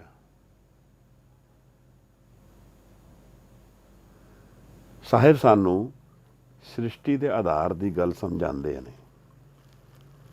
ਜਦੋਂ ਮੰਨਿਆ ਜਾਂਦਾ ਸੀ ਕਿ ਧੌਲ ਹੈ, ਬਲਦ ਹੈ ਇੱਕ ਜਿਸਨੇ ਸਾਰੀ ਸ੍ਰਿਸ਼ਟੀ ਨੂੰ ਸੰਭਾਲਿਆ ਹੈ, ਫਿਰ ਉਹਦੇ ਥੱਲੇ ਫਿਰ ਧਰਤੀ ਹੈ, ਫਿਰ ਉਹਦੇ ਥੱਲੇ ਫਿਰ ਬਲਦ ਹੈ, ਇਸ ਤਰ੍ਹਾਂ ਧਰਤੀ ਪਰੇ ਹੋਰ। ਤਾਂ ਮਹਾਰਾਜ ਅੱਗੇ ਸਾਨੂੰ ਖੋਲ੍ਹਣਗੇ ਇਹ ਗੱਲ ਨੂੰ, ਇਸ ਭੁਲੇਖੇ ਨੂੰ ਸਾਡੇ ਜੀਵਨ 'ਚੋਂ ਕੱਢਦੇ ਹੈ। ਪਰ ਉਸ ਤੋਂ ਜ਼ਿਆਦਾ ਜ਼ਰੂਰੀ ਹੈ ਮੈਨੂੰ ਲੱਗਦਾ ਕਿ ਜਿਹੜੇ ਇਹ 3 ਪ੍ਰਿੰਸੀਪਲ ਸਾਨੂੰ ਦਿੱਤੇ ਹੈ, ਧਰਮ, ਦਇਆ ਔਰ ਸੰਤੋਖ, ਇਹਨਾਂ ਦੀ ਮੇਰੇ ਜੀਵਨ ਵਿੱਚ ਕਿਤਨੀ ਹਾਜ਼ਰੀ ਹੈ, ਇਹਨੂੰ ਮੈਨੂੰ ਸਟੱਡੀ ਕਰਨਾ ਬਣਦਾ ਹੈ। ਚਾਹੇ ਉਹ ਧਰਮ ਨੂੰ ਮੈਂ ਡਿਊਟੀ ਡਿਫਾਈਨ ਕਰਾਂ ਜਾਂ ਮਨ ਦੇ ਸੱਤ ਨੂੰ ਜਾਣਨਾ ਡਿਫਾਈਨ ਕਰ ਲਵਾਂ, ਗੱਲ ਇੱਕੋ ਹੀ ਬੈਠੇਗੀ। ਦਇਆ ਦੇ ਕਰਕੇ ਹੀ ਮੈਂ ਉਸ ਨੂੰ ਜਾਣ ਪਾਵਾਂਗਾ, ਤਾਂ ਉੱਥੋਂ ਸੰਤੋਖ ਆਏਗਾ। ਸੱਤ ਤੇ ਜਾਣਨ ਤੋਂ ਹੀ ਸੰਤੋਖ ਆਏਗਾ। ਨਾਮ ਦੇ ਅਭਿਆਸ ਵਿੱਚੋਂ ਹੀ ਸੰਤੋਖ ਮਿਲੇਗਾ। ਸੰਤੋਖ ਉੱਪਰੋਂ ਨਹੀਂ ਥੋਪਿਆ ਜਾ ਸਕਦਾ। ਜੇ ਕਰਾਂਗੇ ਤਾਂ ਉਹ ਬੜਾ ਟੈਂਪਰਰੀ ਹੈ, ਉਹਦਾ ਰੰਗ ਨਹੀਂ ਚੜ੍ਹੇਗਾ ਮਨ ਨੂੰ, ਉਹ 'ਚੋਂ ਆਨੰਦ ਦਾ ਖੇੜਾ ਨਹੀਂ ਮਿਲ ਸਕਦਾ।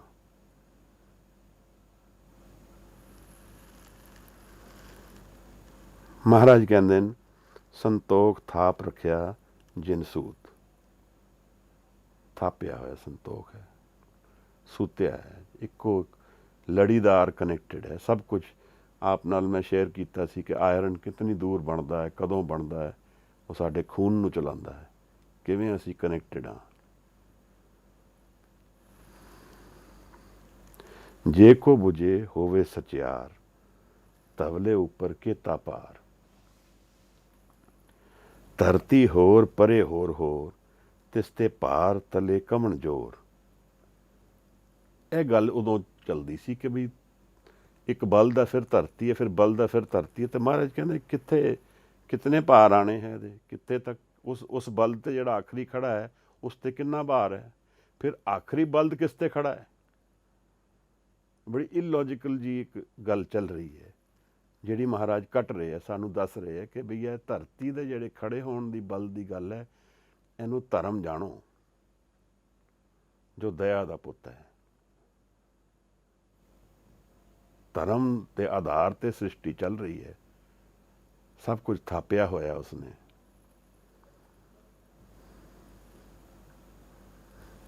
ਤਾਂ ਮਹਾਰਾਜ ਕਹਿੰਦੇ ਤਿਸ ਤੇ ਭਾਰ ਤਲੇ ਕਮਣ ਜੋਰ, ਜੇ ਕੋ ਬੁਝੇ ਹੋਵੇ ਸਚਿਆਰ। ਜਿਸਨੇ ਇਹ ਬੁੱਝ ਲਿਆ, ਜਾਣ ਲਿਆ, ਉਹਨੇ ਇਹ ਸੱਚ ਜਾਣ ਲਿਆ ਕਿ ਦਰਅਸਲ ਇਹ ਬਲਦ ਨਹੀਂ ਹੈ।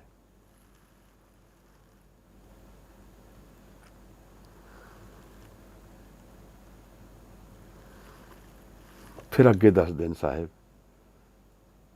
जी जात रंगा के नाम, सबना लिखियां बड़ी कलाम। जी जात रंगा के नाम, ए सारी सृष्टि विच जितने जी जंत ने, अलग अलग जातां बणियां ने, कई रंग ने, कई नाम ने। उन्हें अपनी बड़ी कलाम, एक चलदी हुई कलम नाल, क्रिएशन इज ऑलवेज वर्किंग। भाव अर्थ की है, वुड़ी वुड़ी कलाम का मतलब कलम जिहड़ी चलदी हुई है। द स्टेट ऑफ नेचर जिहड़ी दुनिया का स्टेट है, ऑलवेज डूइंग विच है। उत्थे कुछ ना कुछ हो रहा, बिना होए नहीं, बिना चेंज दे दुनिया नहीं है। तो उसने अपनी कलम नाल सब कुछ बनाया है। यह निरंकार दी सैलीब्रेशन विच साहिब सानू उहदे दर्शन प्रगट कर रहे हैं, सानू समझा रहे हैं कि पंच बनोगे तो यह दर्शन मिलणगे।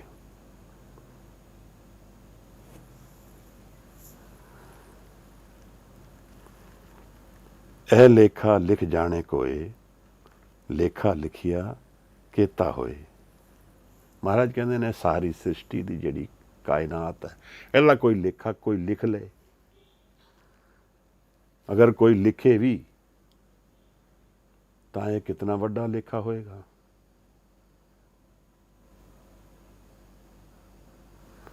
इस तरह एक औ दी गल करते हैं साहिब, जिवें असीं एक स्टोरी विच हुंदे हां कि यह इमैजरेबल है सारा कुछ, इहनूं जाणिया नहीं जा सकता, ਇਹਦੇ ਵਿੱਚ ਲੀਨ ਹੋਇਆ ਜਾ ਸਕਦਾ, ਇਹਦਾ ਪਾਰਟ ਬਣਿਆ ਜਾ ਸਕਦਾ ਹੈ। ਤਾਂ ਸਾਹਿਬ ਅੱਗੇ ਦੱਸਦੇ ਨੇ, ਕੇਤਾ ਤਾਣ ਸਵਾਲਿਓ ਰੂਪ, ਕੇਤੀ ਦਾਤ ਜਾਣੇ ਕੌਣ ਕੂਤ। ਇਹਦਾ ਤਾਣ ਦਾ ਮਤਲਬ ਤਾਕਤ, ਕੇਤਾ ਤਾਣ ਸਵਾਲਿਓ ਰੂਪ, ਉਹਦਾ ਸੋਹਣਾ ਰੂਪ, ਕਿਤਨਾ ਉਹਦੀ ਸ਼ਕਤੀ ਹੈ, ਕਿਤਨਾ ਉਹ ਸੋਹਣਾ ਹੈ।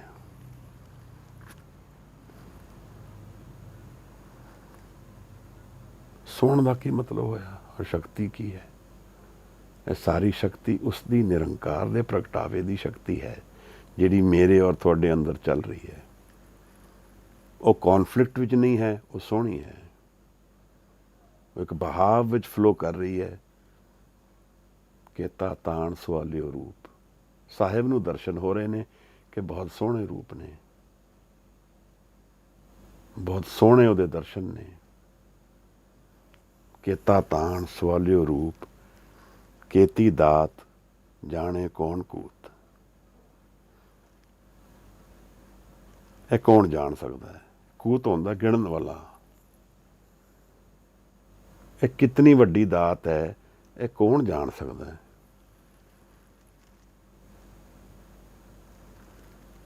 साहिब जिवें सानू समझा रहे हैं कि यह इनफाइनाइट क्रिएशन है, इसनूं इनफाइनाइट ही जान लेना है।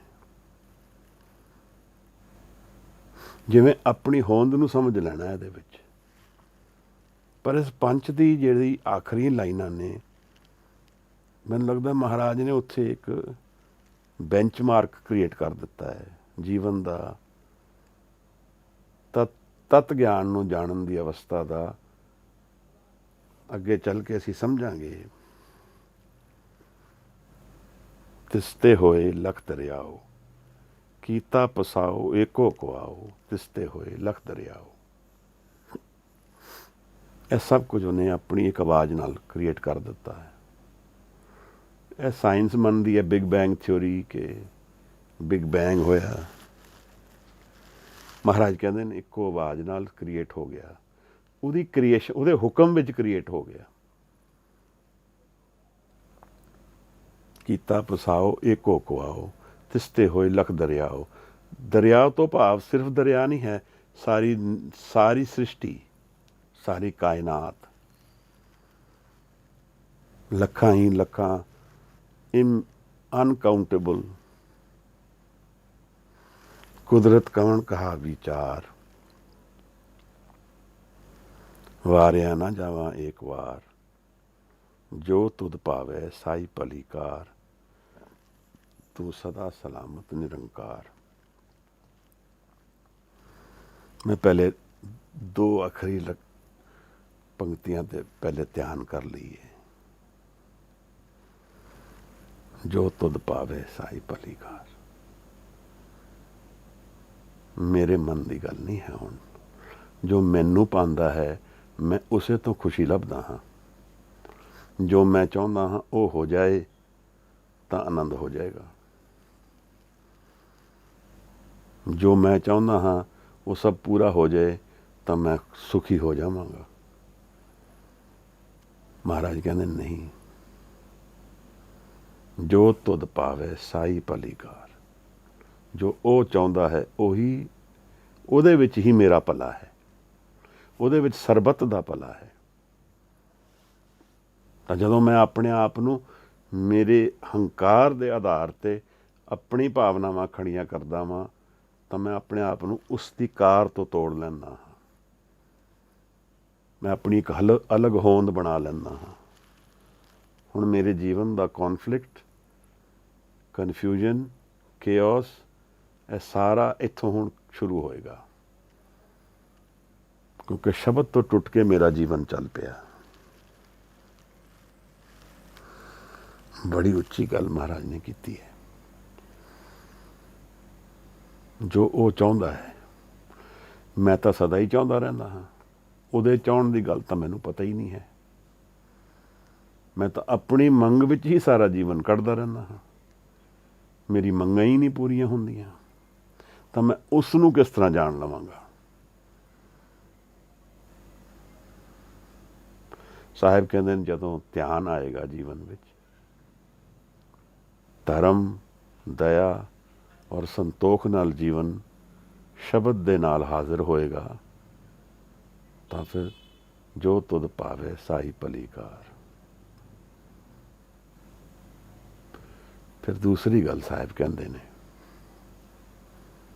तू सदा सलामत निरंकार। इसदा मतलब मेरी होंद सदा नहीं है, मैं सदा ली नहीं है, ये ट्रांजिएंट फेज है। तू सदा सलामत निरंकार। वही सदा रहेगा, वही सदा है।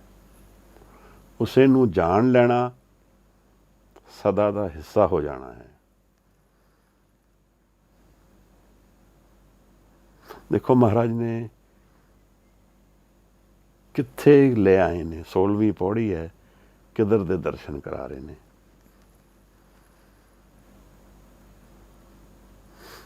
ऐसे दी कमाई असी जीवन विच कर लईए। तो इस तो पहला महाराज कह रहे सन कि कुदरत कवन कहा विचार। मेरे को ताकत नहीं है यह विचार करन दी। जिहड़ी गिनती की गल पिछे करते सी, कहंदे कुदरत कवन कहा विचार। मेरे को ताकत नहीं है इस विचार नूं जानन दी, उहदी बित नूं जानन लई। ਵਾਰਿਆ ਨਾ ਜਾਵਾਂ। ਬਸ ਮੇਰੇ ਕੋਲ ਇੱਕੋ ਮੈਥਡ ਆਫ ਨੋਇੰਗ ਹੈ ਕਿ ਮੈਂ ਵਾਰ ਦਿਆਂ ਆਪਣੇ ਆਪ ਨੂੰ। ਮਨ ਵੇਚੇ ਸਤਿਗੁਰ ਕੇ ਪਾਸ, ਮੇਰੇ ਕੋਲ ਇਹੀ ਰਸਤਾ ਹੈ ਤੈਨੂੰ ਜਾਣਨ ਦਾ, ਤੈਨੂੰ ਸੈਲੀਬ੍ਰੇਟ ਕਰਨ ਦਾ, ਤੇਰੀ ਬਿੱਤ ਨੂੰ ਜਾਣਨ ਦਾ, ਤੇਰੀ ਗਿਣਤੀਆਂ ਨੂੰ ਜਾਣਨ ਦਾ ਕੋਈ ਰਸਤਾ ਨਹੀਂ ਹੈ। ਆਪਣੇ ਮਨ ਨੂੰ ਅਰਪਣ ਕਰਨਾ, ਉਸ ਨੂੰ ਜਾਣ ਲੈਣਾ ਹੈ। ਫਿਰ ਮੈਂ ਉਹਨੂੰ ਨਾਪਾਂਗਾ ਨਹੀਂ, ਗਿਣਾਂਗਾ ਨਹੀਂ। ਫਿਰ ਮੈਂ ਇਹ ਨਹੀਂ ਦੇਖਾਂਗਾ ਕਿ ਕਿਹਦੇ ਤੇ ਉੱਪਰ ਕੀ ਖੜਾ ਹੈ। ਮੇਰਾ ਮਨ ਔਰ ਉਹਦਾ ਮਨ ਇੱਕ ਹੋ ਗਿਆ। ਹੁਣ ਮੈਨੂੰ ਤਿਆਗਣਾ ਮੇਰਾ ਝੂਠਾ ਮਨ। ਜਿਹੜੀ ਮਨ ਦੀ ਅਸੀਂ ਗੱਲ ਪਹਿਲਾਂ ਕਰ ਚੁੱਕੇ ਹਾਂ, ਅਸੀਂ ਪੂਰਾ ਇੱਕ ਦਿਨ ਲਗਾਇਆ ਸੀ ਇਸ ਮਨ ਦੀ ਅਵਸਥਾ ਦੀ ਗੱਲ ਕਰਨ ਲਈ। ਸ਼ਾਇਦ ਇਹ ਧਿਆਨ ਬਾਰੇ ਵੀ ਇੱਕ ਦਿਨ ਲਗਾਉਣਾ ਚਾਹੀਦਾ ਹੈ।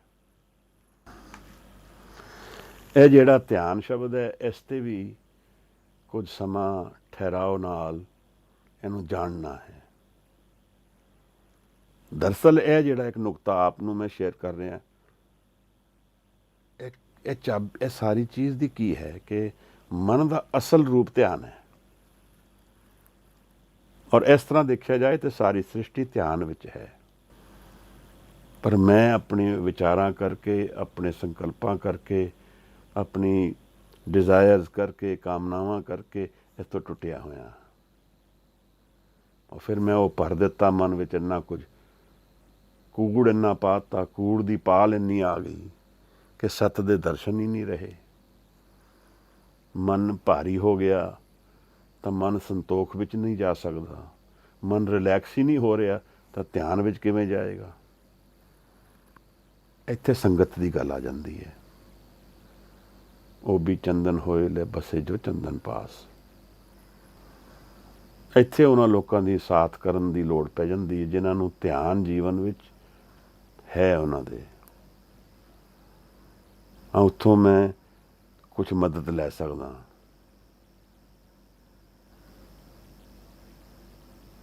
ਇਹ ਕਮਾਈ ਧਿਆਨ ਦੀ ਕਰਨ ਦੀ ਲੋੜ ਇਸ ਜੀਵਨ ਵਿੱਚ ਹੈ, ਕਿਉਂਕਿ ਇਸ ਧਿਆਨ ਦੇ ਆਧਾਰ 'ਤੇ ਹੀ ਸ਼ਬਦ ਦੀ ਚੋਟ ਵੱਜੇਗੀ। ਅਹਿਰਣ ਮਤਭੇਦ ਹਥਿਆਰ। ਇਸ ਧਿਆਨ ਦੀ ਗੱਲ ਫਿਰ ਮੁੰਦਾ ਸੰਤੋਖ ਦੀ ਪੌੜੀ ਵਿੱਚ ਵੀ ਸਾਹਿਬ ਦਰਸ਼ਨ ਕਰਾਉਣਗੇ। ਦਰਅਸਲ ਇਹ ਜਿਹੜੀ ਧਿਆਨਸਥ ਅਵਸਥਾ ਹੈ, ਇਸੇ ਦੇ ਆਧਾਰ ਦੇ ਉੱਤੇ ਜੀਵਨ ਅਧਿਆਤਮਕ ਪੌੜੀਆਂ ਚੜ੍ਹੇਗਾ। ਸੋ ਇਹਦੇ 'ਤੇ ਐਨਰਜੀ ਲਗਾਉਣੀ ਬਣਦੀ ਹੈ। ਇਸੇ ਕਰਕੇ ਸਮਾਂ ਦੇਣਾ ਚਾਹੀਦਾ ਹੈ। ਕੁਦਰਤ ਕਵਣ ਕਹਾ ਵਿਚਾਰ, ਵਾਰਿਆ ਨਾ ਜਾਵਾਂ ਇੱਕ ਵਾਰ, ਜੋ ਤੁਧ ਭਾਵੈ ਸਾਈ ਭਲੀ ਕਾਰ। ਆਪਣੇ ਮਨ ਨੂੰ ਸਰੈਂਡਰ ਕਰ ਦਿੱਤਾ ਹੈ। ਜੋ ਤੁਧ ਭਾਵੈ ਸਾਈ ਭਲੀ ਕਾਰ। ਤੂੰ ਸਦਾ ਸਲਾਮਤ ਨਿਰੰਕਾਰ। ਸਦਾ ਤੇ ਉਹੀ ਹੈ। ਤਾਂ ਭਗਤ ਕਬੀਰ ਦੀ ਗੱਲ ਚੱਲਦੀ ਹੈ ਕਿ ਤੂੰ ਤੂੰ ਕਰਤਾ ਤੂੰ ਹੁਆ, ਮੁਝ ਮੇਂ ਰਹਾ ਨਾ ਹੂੰ। ਇਹ ਅਧਿਆਤਮ ਦਾ ਸਿਖਰ ਹੈ, ਆਤਮਕ ਗਿਆਨ ਹੈ। ਸਿਰਫ ਵਿਚਾਰਾਂ ਨੇ, ਵਿਚਾਰਾਂ ਤੋਂ ਪਰੇ ਇੱਕ ਧਿਆਨਸਥ ਅਵਸਥਾ ਹੈ ਜਿੱਥੇ ਸ਼ਬਦ ਨਾਲ ਹਜ਼ੂਰੀ ਰਹੇਗੀ। ਫਿਰ ਤੁਰਦਿਆਂ ਫਿਰਦਿਆਂ ਭਗਤੀ ਹੋ ਸਕਦੀ ਹੈ।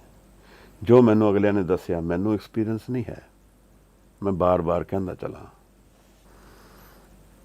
ਦੇਖੋ, ਆਨੰਦ ਤਾਂ ਬੜਾ ਆਇਆ ਪੰਚ ਦੇ ਦਰਸ਼ਨ ਕਰਦੇ, ਮਹਾਰਾਜ ਦੇ ਗਹਿਨ ਗਿਆਨ ਨੂੰ ਵਿਚਾਰਦੇ ਹੋਏ।